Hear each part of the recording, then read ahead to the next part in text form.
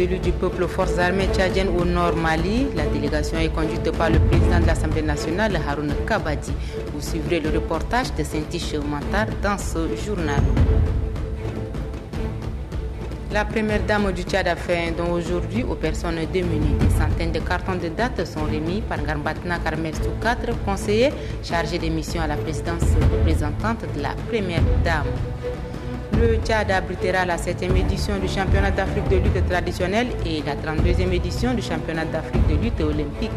Les lutteurs sont mis en vert depuis quelques jours.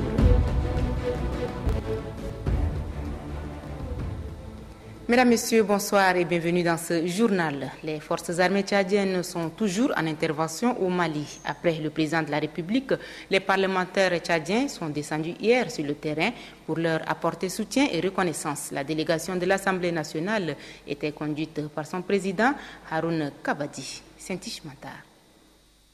Il aura fallu parcourir des milliers de kilomètres en avion cargo et hélicoptère pour arriver jusqu'au Fatim, stationné à 95 km de Tessalit.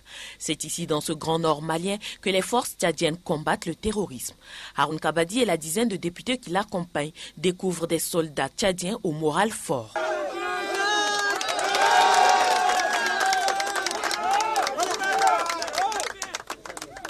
L'Assemblée nationale a fortement soutenu et appuyé la décision historique du président de la République de déployer sur le sol malien un contingent de l'armée nationale tchadienne dans le cadre des Fatim que vous commandez si brillamment. Les groupes terroristes islamiques tels que les Moujao, Ansardine, Akmi ont été bloqués dans leur descente vers le sud du Mali, puis affaiblis et défaits par vous. Au-delà du soutien qu'il était important de manifester aux forces armées tchadiennes d'intervention au Mali, le président de l'Assemblée nationale a tenu à rendre hommage à ces soldats qui ont contribué à changer le regard du monde sur le Tchad. Grâce à vous, officiers généraux, sous-officiers, militaires de rang, fils de la patrie tchadienne, le peuple tchadien, son Excellence Idriss Déby Itno et les députés du Tchad sont fiers de votre combativité, de votre détermination, de votre solidarité et de votre capacité à vous soutenir et unis dans le meilleur comme dans le pire. Grâce à vous et en l'espace d'un mois, l'image du Tchad a progressivement et positivement changé, tant au plan national et international. Les parlementaires tchadiens sont allés vers les militaires avec des vivres et une enveloppe financière. Leurs mots et soutien ont ragaillardi les militaires tchadiens. Le président de l'Assemblée nationale tchadienne et sa délégation sont repartis, laissant derrière eux des militaires tchadiens toujours plus engagés dans leur mission. À noter que les Fatim demeurent toujours les seules forces africaines à intervenir ici, dans le nord Mali. Saint-Tiche Mantar, sur le chemin de retour, l'avion de la délégation de l'Assemblée nationale a fait une escale technique à Niamey. C'est le président de l'Assemblée nationale du Niger, Hama Amadou, qui a accueilli son homologue tchadien, Haroun Kabadi. Les deux personnalités ont saisi l'opportunité pour aborder des questions de coopération bilatérale. Les soldats tchadiens blessés au nord du Mali et admis à l'hôpital général de Niamey ont reçu la visite du président du Niger, Mamadou Issoufou. Il est accompagné de l'ambassadeur du Tchad au Niger et du ministre nigérien de la Santé publique. Adoumbe Hortense. Le président du Niger, Mamadou Issoufou, apprécie la bravoure de l'armée tchadienne face aux terroristes. Il décide de venir personnellement à l'hôpital général de Niamey, exprimer ses hommages, sa fierté et ses encouragements aux Fatim blessés lors de la rude bataille contre les djihadistes dans les monts des Ifogas. Accompagné de l'ambassadeur du Tchad au Niger et du ministre nigérien de la Santé publique, le chef de l'État nigérien reconnaît la détermination de l'armée tchadienne à libérer le nord Mali. Il a aussi rappelé les lourdes pertes infligées par les Fatim aux terroristes. Je suis venu les saluer, je suis venu leur souhaiter un bon rétablissement. Je suis venu aussi leur dire combien je suis fier de ce qu'ils ont fait, combien le peuple nigérien est fier de ce qu'ils ont fait.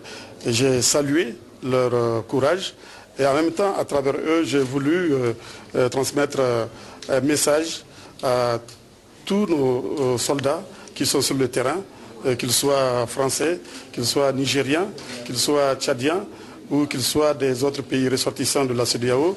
Je salue leur courage et je voudrais profiter de l'occasion pour leur rendre un hommage mérité. Soulagés par cette marque de sympathie, les Fatimes se disent honorés et réaffirment leur engagement à combattre le terrorisme. Et puis la teneur de ce communiqué, c'est avec une grande stupéfaction que nous avons pris connaissance d'un communiqué de la présidence française selon lequel François Hollande confirme de manière certaine la mort d'Abdelhamid Abou Zeid survenu lors des combats menés par l'armée française dans l'Adrar des Ivogas au nord du Mali à la fin du mois de février. Bien entendu, il n'y a pas d'informations nouvelles dans ce communiqué puisque les autorités tchadiennes ont confirmé cette mort depuis belle lurette. Des photos ont même circulé dans la presse française. Par contre, nous trouvons l'allusion faite aux soldats français comme une insulte à l'égard des vaillantes forces armées tchadiennes engagées dans le front malien et qui sont les seules forces qui étaient entrées réellement au contact de l'ennemi. Elles ont héroïquement percé le sanctuaire terroriste d'Amtetaï dans une chevauchée épique d'une dizaine de jours. Quoi qu'il arrive, l'Afrique sait, le monde sait, et nous, journalistes, le confirmons. Nos soldats sont bel et bien les auteurs de l'anéantissement des chefs terroristes au nord Mali. L'histoire a déjà inscrit leur feu d'armes en lettres d'or dans ces colonnes. Le communiqué est signé d'Abdel Nasser Ngarboua. La première dame du Tchad, Inda Déby Itno, a assisté quelques associations vulnérables par l'entremise de la conseillère chargée des missions à la présidence, Mme Garmbatna Karmel Soukatre. La première dame a offert des cartons de date à ces organisations. Reportage Anastasie Bissi. 600 cartons de date de la part de la première dame Inda Déby Itno qui ont été remis ce matin à 3 centres. Il s'agit de la léproserie d'Abénan, de l'Association nationale des déficients visuels du Tchad et de l'Association d'entraide des handicapés physiques au Tchad. À travers ce geste, la première dame exprime davantage sa solidarité envers les plus démunis. Pour la représentante de la première dame, l'assistance aux personnes nécessiteuses est un acte qui doit interpeller tout un chacun. Vous faites partie de ces associations que la porte dans le cœur pour les efforts que vous faites. Votre état de handicap. Mais notre constitution est claire. Les Tchadiens sont tous égaux. Donc, vivre ensemble aussi, c'est s'entraider justement. Et c'est ce message que la première dame nous a envoyé vous donner. Les bénéficiaires remercient la première dame et le chef de l'État pour les efforts consentis en leur faveur. Ils se disent réconfortés par ce don et souhaitent que la première dame les appuie aussi dans les domaines éducatifs et sanitaires. Prélude à la journée mondiale de la tuberculose qui sera célébrée demain 24 mars, le ministre de la Santé publique a fait une déclaration dont voici un extrait. Les efforts consentis par le gouvernement et ses partenaires en matière de lutte contre la tuberculose ont permis d'obtenir des résultats significatifs entre 2007 et 2012. Une nette amélioration de la capacité de diagnostic, passant de 6200 cas en 2007 à 10 880 cas en 2012. Tous les malades diagnostiqués sont sous traitement. Une augmentation du taux de succès thérapeutique qui est passé de 55% à 69% en 2012. Malgré ces efforts, plusieurs défis restent à relever. Et selon le rapport 2011 de l'Organisation mondiale, le Tchad figure malheureusement parmi les pays dont l'incidence de la tuberculose reste encore élevée. Il est actuellement de 276 cas pour 100 000 habitants. Pour renforcer le système, le ministère de la Santé publique du Tchad et la communauté doivent relever deux défis majeurs qui sont la recherche systématique du VIH chez les tuberculeux et vice-versa. la recherche active des tuberculeux ayant abandonné le traitement. À cet effet, je saisis la présente occasion pour lancer un appel aux responsables sanitaires pour suivre l'encadrement de tous ceux qui sont impliqués dans la lutte contre la tuberculose, de mobiliser la communauté et la société civile pour mener les activités communautaires de lutte contre la tuberculose. À l'endroit des organisations non gouvernementales et des organisations communautaires, d'intensifier la sensibilisation en vue d'orienter les systématiques respiratoires vers les structures de santé, de suivre les malades qui sont sous traitement et de rechercher les perdus de vue afin de réduire le nombre de patients qui n'ont pas le traitement. À l'endroit de la population, d'encourager et d'orienter toute personne manifestant une toux de plus de 15 jours vers les centres de santé pour un diagnostic et un traitement qui sont entièrement gratuits. Les délégués des différentes associations des tradipraticiens sont en assemblée générale constituée. Les travaux qui sont déroulés au sein de l'Institut de sciences de santé Toumaï permettront de mettre sur pied une fédération des associations œuvrant dans le domaine de la médecine traditionnelle au Tchad. Les participants venus des 10 régions du pays vont adopter le statut et le règlement intérieur. Il est également prévu l'élection d'un bureau provisoire composé d'une dizaine de personnes. Le président du comité d'organisation, Abderrahman Modou Mahamad, a salué la mobilisation des participants avant d'inviter chacun d'entre eux à contribuer favorablement à la réussite de ces assises. Le secrétaire général adjoint du comité de pilotage du programme pharmacopée et médecine traditionnelle du CAMES, professeur Brahim Boyi Ochom, qui a ouvert les travaux, a salué cette initiative. Le ministre de l'Agriculture, Dandela Obele, et son staff ont eu des séances de travail avec le personnel et les responsables des projets du dit ministère et les ONG qui œuvrent dans la lutte contre l'insécurité alimentaire au nord du pays. Des précisions avec Grangacham Irima. 2 temps forts ont marqué la visite de la délégation conduite par le ministre de l'Agriculture et de l'Irrigation, Dandela Obele, et le directeur général de l'Office national de sécurité alimentaire, Zakaria Fadoul Kiti, dans la région du Wadaï.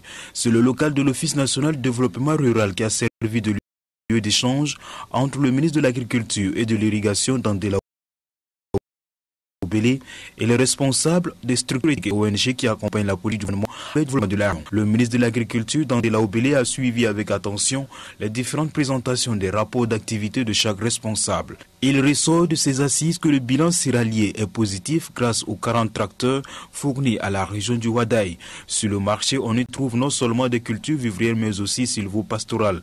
Les ennemis de culture n'ont pas eu des incidences majeures sur les récoltes grâce à une meilleure contre-offensive menée par l'Agence nationale de lutte anti-agridienne. Les membres de cette délégation ministérielle ont participé activement aux séances de travail. Ils ont ensuite visité les différents dépôts de l'ONASA. Nous retrouvons Grangacham Irima. Après les échanges avec les responsables à Abéché, le nouveau directeur général de l'ONASA, Zakaria Fadoul Kiti, a eu une série de rencontres avec les secrétaires généraux et préfets des différentes régions visités pour s'imprégner du fonctionnement de leur administration. Toutes les doléances axées sur le manque de moyens matériels et en ressources humaines ont été notées par le directeur général de l'ONASA et son staff. L'équipe conduite par le directeur général de l'ONASA a procédé également à la visite des différents dépôts de stockage des céréales de l'Office national de sécurité alimentaire.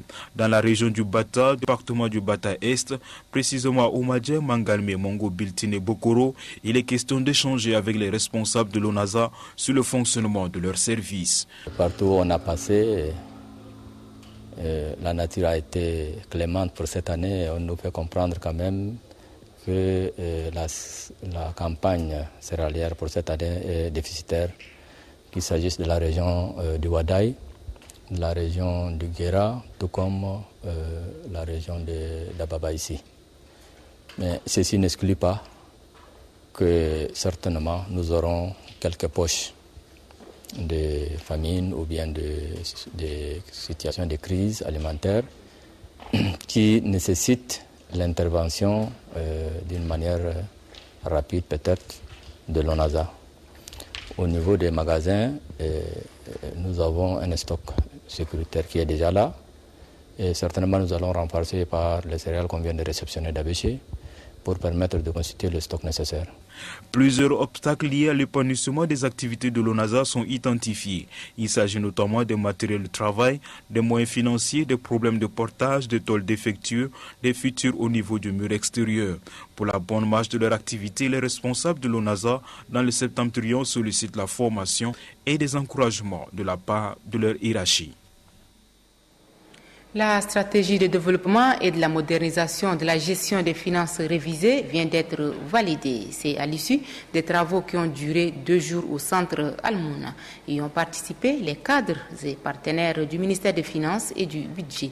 Adam Abdelkader. Le ministère en charge des Finances et du Budget entame la 2e phase de la réforme des instruments du système de gestion des ressources publiques. La stratégie nationale de développement et de modernisation des finances publiques adoptée il y a 6 ans ne répond plus aux réalités de l'heure. C'est pourquoi l'on estime que sa révision s'impose afin d'assurer une bonne gestion des fonds publics partant la bonne gouvernance. Transparence et bonne gestion des finances publiques signifie que les ressources de l'État doivent être gérées suivant les règles de l'art, de manière à satisfaire les besoins de la population et donner confiance aux investisseurs tant nationaux qu'internationaux, partenaires incontournables pour accompagner le programme du quinquennat du chef de l'État axé sur le monde rural. Le document validé au cours de ces assises sera soumis à l'appréciation des autorités compétentes pour son adoption définitive. Mais déjà l'on notifie que la migration vers la nouvelle stratégie nationale du système de gestion des ressources publiques se fera avec l'appui technique et financier des partenaires au développement. Il s'agit entre autres de la Banque mondiale, de l'Union européenne et de la Banque africaine de développement. L'Institut de formation en soins infirmiers IFSI a procédé ce matin à la remise des diplômes à ses étudiants arrivés au terme de leur formation. Ils sont des infirmiers et sages-femmes et des agents techniques de santé de la promotion 2010-2011. Le directeur général de IFSI, Ndigim Issaka, a rappelé les objectifs assignés à son institution avant de préciser que cette formation accompagne la politique du gouvernement en matière de santé. La représentante du ministère de Santé, Mordi Rebecca, exhorte les lauréats à mettre en pratique les connaissances acquises. L'association baptisée Comité d'action pour le développement du premier arrondissement CADA a reçu un don et c'est le coordonnateur de la dite association, David Durand, qui a offert des lits, des équipements sportifs et des bicyclettes. Pour le bienfaiteur, les lits sont destinés à l'hôpital de paix du premier arrondissement et les équipements seront remis à l'équipe de football de cette commune. Du 2 au 12 mai prochain, le Tchad accueillera 2 grandes compétitions de lutte. Il s'agit de la 7e édition du championnat d'Afrique de lutte traditionnelle et de la 32e édition du championnat d'Afrique de lutte olympique. Pour encourager les lutteurs, le ministre de la Jeunesse et des Sports est allé les voir dans leur caserne. Innocent Kilayou.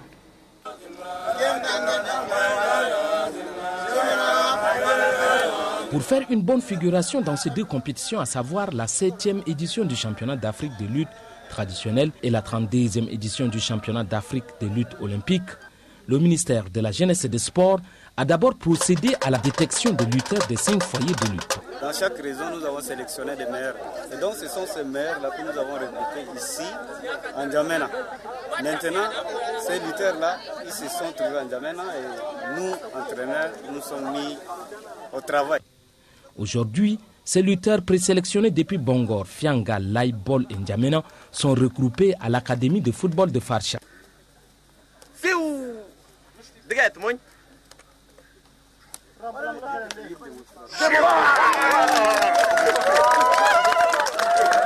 À l'académie de football de Farsha, les lutteurs traditionnels, tout comme les lutteurs olympiens, sont soumis à une mise au vert intense. La lutte traditionnelle est notre patrimoine. Nous n'avons pas acquis ça d'ailleurs, c'est nos ancêtres, pour nos ancêtres que nous continuons à développer. Et voilà maintenant, comme les lutteurs sont ici tous sur place, nous allons essayer de voir par la suite encore faire une sélection. Le ministre de la Jeunesse et des Sports a fait personnellement le déplacement de l'académie de football de Farsha pour galvaniser les lutteurs. Le ministère de la Jeunesse et des Sports, à travers les organes techniques, mettra tout en œuvre pour vous permettre de vous bien préparer afin que le Tchad récolte suffisamment, je dis bien suffisamment de médailles. Il est prévu dans le programme de cette phase préparatoire un stage d'encadrement à Thiès au Sénégal. La mise au vert des lutteurs dans le pays de Teranga sera d'une grande opportunité pour les lutteurs nationaux, car ils auront à affronter les lutteurs sénégalais les plus redoutés de cette compétition. Le groupe thématique genre du système des Nations Unies au Tchad a organisé une table ronde sur le thème retenu par les Nations Unies à l'occasion de la Journée internationale de la femme édition 2013. Une promesse est une promesse. Il est temps de mettre fin aux violences à l'égard des femmes. Les panélistes ont montré l'importance de ce thème à la gente féminine. Adam Abdelkader. Il a fallu 3 heures aux panélistes pour décrypter le thème de la Journée internationale de la femme. Tour à tour, les représentants du pouvoir public, ceux de la société civile et de l'UNFPA se sont relayés pour apporter des réflexions, mais aussi des précisions sur le thème de la Journée internationale de la femme, édition 2013. Un thème qui a été occulté selon le groupe thématique genre du système des Nations Unies au Tchad pendant les manifestations commémoratives. Le groupe thématique genre qui fait des campagnes de sensibilisation, qui déploie ses moyens pour l'organisation des conférences, des tables rondes, pour faire le plaidoyer et la sensibilisation sur tous les aspects que les organisations internationales, membres du groupe thématique genre, appuient le gouvernement. Il ressort des échanges que le thème retenu par les Nations Unies est évocateur. Aussi, les Nations Unies exhortent-elles le gouvernement des pays membres à mettre en œuvre les différents engagements en faveur de la femme. Au ministère de l'Action sociale, de la famille et de la solidarité nationale, l'on note que des avancées considérables sont faites. Toutefois, l'on appelle à une synergie d'action afin d'éradiquer les violences à l'égard des femmes. Le gouvernement en ce moment promet que les différents textes pris lors de différentes rencontres seront adoptés pour pouvoir contribuer à éradiquer, pourquoi pas éliminer les violences faites aux femmes et aux filles ou aux enfants. Prenant au mot les Nations Unies et les gouvernements, les femmes tiennent à la mise en œuvre effective des textes ratifiés en leur faveur. Elles entendent être au rendez-vous de 2015, date limite pour l'atteinte des objectifs du millénaire pour le développement. Les membres de l'Association pour le développement culturel ADEC réunis en Assemblée générale ont mis à terme leur rencontre. Les participants ont examiné et retouché les textes de base et ont reconduit à la tête de l'association Maître Béchir Madi. L'Association pour le développement culturel, en abrégé ADEC, créée en 2011 et qui avait organisé sa première saison culturelle en janvier dernier à Kolobo, a échangé avec ses membres afin de définir les nouvelles orientations susceptibles de guider la marche de l'association dans un environnement évolutif. À l'issue des travaux, une équipe de professionnels a été mise sur pied. Maître Béchir Madi a été reconduit à la tête de l'organisation avec une nouvelle vision. Je mesure toute la situation et la gravité de l'acte que vous venez de poser après mûre réflexion. Et quelles que soient les circonstances, je n'ai pas le droit de vous dévoir. En ma qualité de président élu, j'appelle chaque membre à un plus grand engagement pour l'atteinte des objectifs de notre association. Cette assemblée générale a permis aux participants d'évaluer le bilan des activités écoulées et de retoucher les textes des bases. C'est une occasion pour le ministre de la Culture, des Arts et de la Conservation du Patrimoine de féliciter les organisateurs pour les actions menées afin de faire rayonner la culture tchadienne. Né à peine 2 ans, votre association est surtout les combats culturels. Aujourd'hui, non seulement cette association a financé plusieurs projets de nos artistes, et cela dans le souci de porter haut également le flambeau de notre culture à travers le monde. L'association pour le Maghreb ne s'attelle pas seulement à la culture. Elle a réalisé des actions sociales en faveur de couches vulnérables telles que le forage des points d'eau sur une partie de la région du Mayo-Kébi. Je vous donne la teneur de ce communiqué. Le ministre de l'Intérieur et de la Sécurité publique porte à la connaissance du public que la circulation à bord des véhicules à vitres fumées et ou non immatriculés est formellement interdite sur l'ensemble du territoire national. Les éventuels usagers détenteurs des 10 véhicules sont tenus de se mettre en règle pour compter du 19 au 29 mars 2013, délai de rigueur. Passé ce délai, les contrevenants s'exposeront à des sanctions conformément aux lois et textes en vigueur. Le ministre compte sur l'esprit civique de chaque citoyen. Le communiqué est signé du ministre de l'Intérieur et de la Sécurité publique, Ali Mohamed Zen Ali Fadel. Gazelle Football Club et Elec Esport ont livré un match contre de la Super Coupe de la Ligue.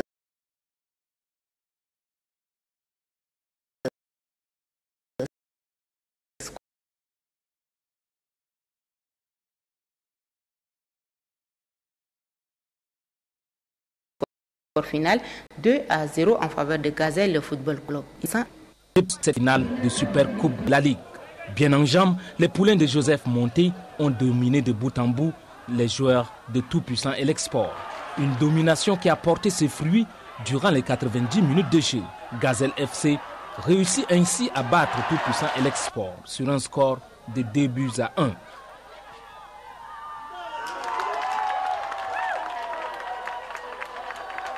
Gazelle FC s'illustre encore pour une énième fois à la plus haute marche du podium. Nous venons de jouer un match contre Zamalek qui est une très grosse équipe et les gars ont donné une bonne performance. Donc pour eux, ils ont un peu minimisé Elec parce qu'ils venaient de jouer une grande équipe comme Zamalek. Tous ces aspects-là ont un peu perturbé la sérénité de l'équipe. Ce trophée de Super Coupe de la Ligue fera du bien aux sociétaires de Soja Satom. Surtout que les poulains de Joseph Monté démarrent le championnat le 26 mars 2013. À l'affiche, Gazelle FC reçoit encore l'Export. Une belle affiche très alléchante pour les amoureux de football. Avant de close, on a l'honneur de 3 décrets. Décret numéro 218 portant déclassement et désaffectation et cession d'un immeuble de 8132 mètres carrés, 6 au quartier Abénan, section 3, commune du 7e arrondissement, à N'Djamena. Le président de la République, chef de l'État, président du Conseil des ministres, décrète, article 1er, est déclassé et désaffecté un immeuble d'une superficie de 8132 mètres carrés, 6 au quartier Abénan, section